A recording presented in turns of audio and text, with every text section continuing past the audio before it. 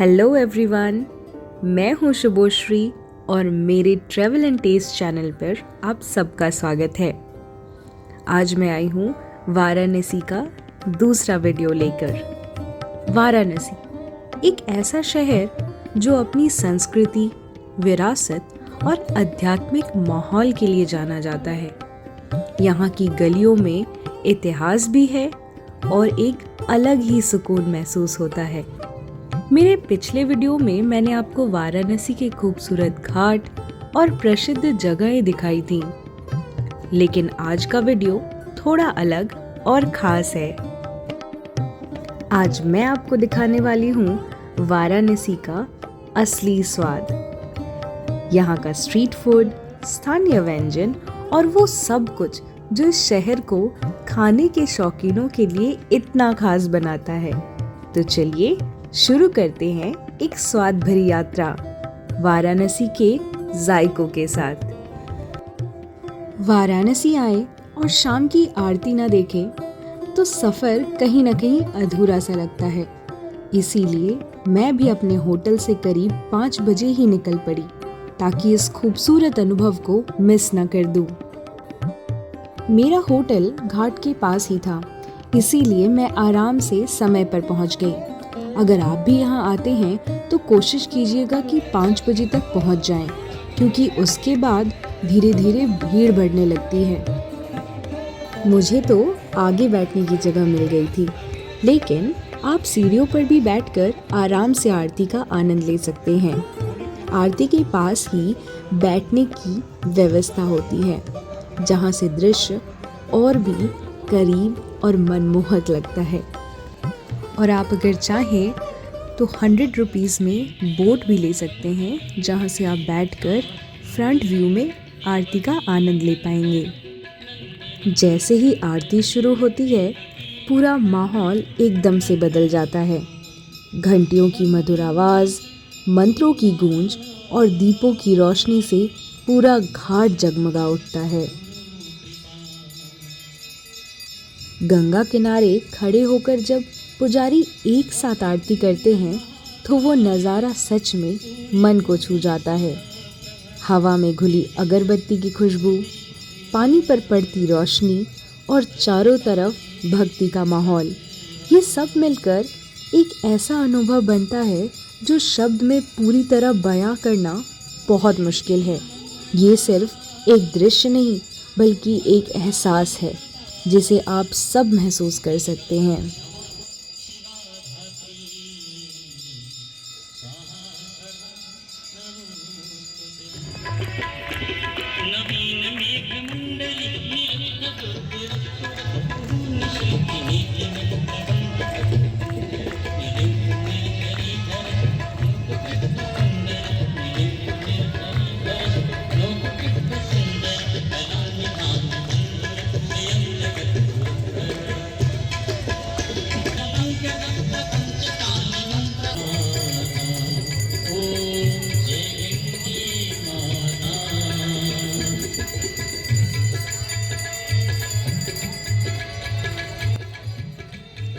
मैं आरती खत्म होने के करीब 5-10 मिनट पहले ही वहाँ से निकल गई ताकि भीड़ से बच सकूं। और जैसे ही मैं घाट से ऊपर आई, सामने मुझे दिखी एक छोटी सी दुकान। वहाँ कांच के बोतलों और डब्बों में रखी हुई थी बचपन की यादें, खट्टी मीठी गोलियाँ, इमली टॉफ़ी, अदरक की गोलियाँ, बस 10-20 रुपए में मिलने वाली छोटी छोटी चीज़ें, लेकिन स्वाद ऐसा कि सीधे बचपन में ले जाए। अब वक्त आ गया था यहाँ की मशहूर मिठाइयाँ चखने का। मैंने एक लोकल शॉप में ही मिठाइयाँ चखी। बनारस की मिठाई, दूध, खोया और देसी तरीके से बनने वाली ये मिठाइयाँ आज भी पुराने अंदाज में बनाई जाती है। मैंने वहाँ राजभोग ट्राई किया और सच बताऊं, एकदम मुलायम, रस से भरा हुआ और हर बाइट में मिठास के साथ एक अलग ही सुकून था। और फिर मेरी नज़र पड़ती है एक खास चीज़ पर, मलाइयों। बनारस आए और मलाइयों का नाम ना सुना हो, ऐसा नहीं हो सकता। मलाइयो एक ऐसी मिठाई है जो देखने में बिल्कुल बादलों जैसी हल्की और झागदार होती है। दूध, केसर और साथ में इलायची देकर इसे बनाया जाता है। जब मैंने इसे खाया तो सच में ऐसा लगा जैसे कुछ बहुत ही हल्का और नाजुक सा मुंह में घुल गया। ये सिर्फ मिठाई नहीं बल्कि बनारस का एक अनुभव है। इन गलियों में बस चलते जाइए और हर थोड़ी दूरी पर कुछ न कुछ खाने को मिल जाएगा। दशाश्वमेध घाट से गोदोलिया चौक की तरफ बढ़ते हुए भी मुझे कुछ ऐसा ही लग रहा था। और इन सब के बीच एक ऐसी चीज जो बनारस आकर बिल्कुल नहीं मिस किया जा सकता, वो है यहाँ की मशहूर लस्सी। तो मैं कैसे रुक सकती थी? मैं भी तुरंत एक दुकान पर आ गई और अपने लिए लिया एक ठंडी ठंडी लस्सी। लस्सी की पहली घूंट लेते ही मुझे ये तो समझ आ गया था कि लोग इसकी इतनी तारीफ क्यों करते हैं। सच कहूँ तो बनारस में डाइट प्लान लेकर आना शायद सबसे बड़ी गलती होगी, क्योंकि यहाँ हर गली आपको बस एक बार ट्राई कर लो बोलकर रोक ही लेती है।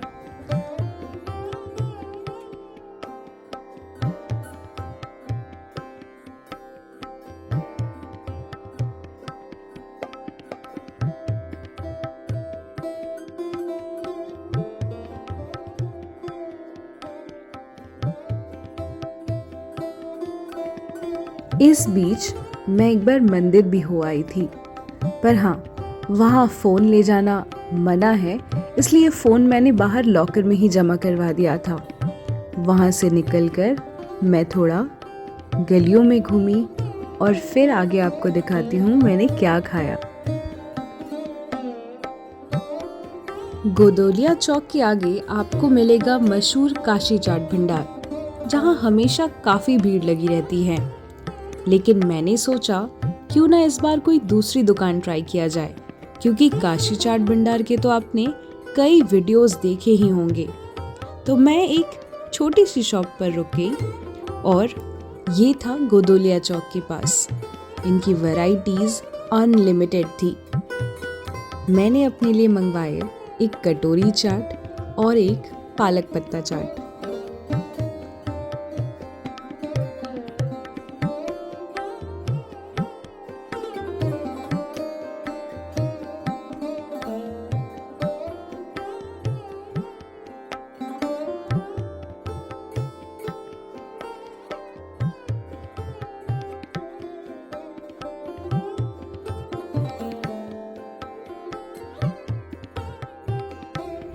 बनारस आए और यहाँ की चाट नहीं ट्राई किया, ऐसा नहीं हो सकता। मैंने भी अपने लिए ले लिया है एक प्लेट चाट, थोड़ी अलग। ये है बास्केट चाट। बास्केट चाट सबसे मशहूर है लखनऊ में, पर मैंने सोचा क्यों ना इसे यहाँ भी ट्राई किया जाए।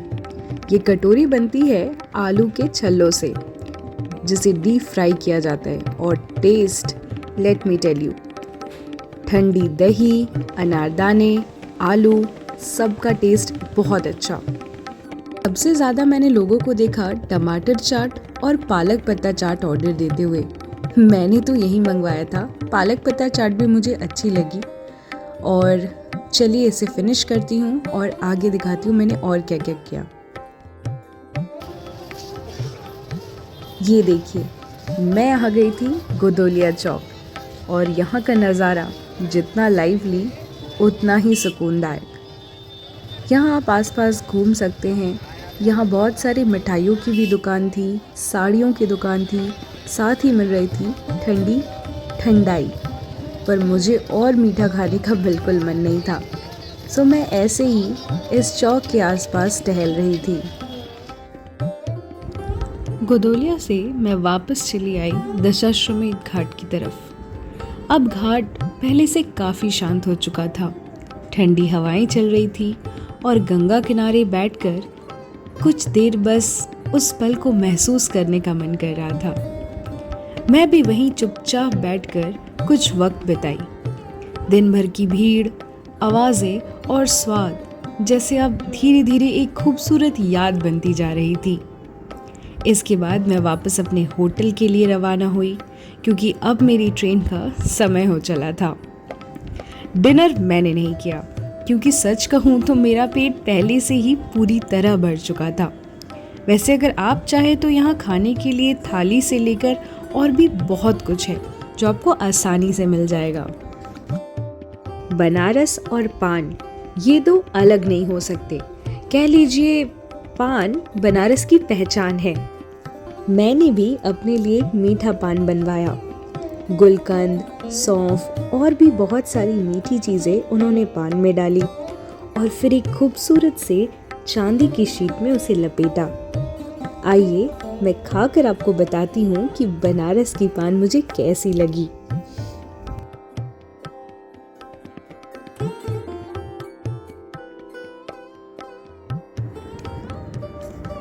अब वक्त आ गया है शिव की नगरी से विदा लेने का और वाराणसी का ये ट्रिप मैं ख़त्म कर रही हूँ इस स्वादिष्ट मीठे पान के साथ।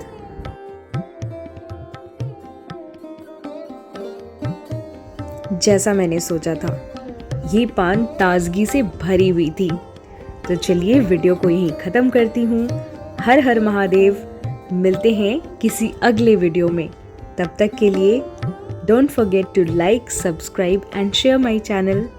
Thanks for watching.